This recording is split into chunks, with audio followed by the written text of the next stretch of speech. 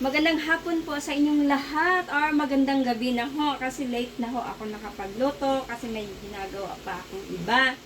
At ngayon po ang aking mino ay kanton na beef ang kanyang sahog. Kumbaga yung hiwa niya parang pang salpikaw yung slice ng karne ng beef natin mga kablog. O ngayon po, isa-isahin ko po ang aking mga ingredients and sa aking pansit canton na beef. Beef pansit canton. Okay? Nirepeat pa talaga.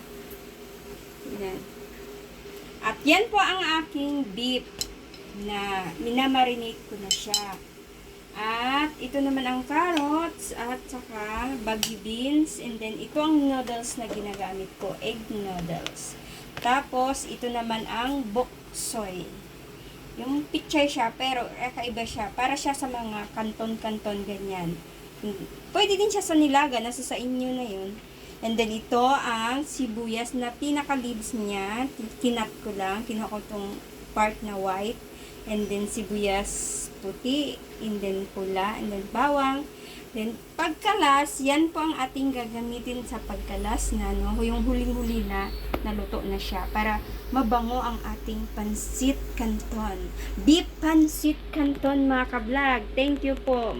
Mamaya po babalik po ang inyong kablog na si Tess Solicar, ang Mrs. ni Benji Canyabano. Ako po talaga.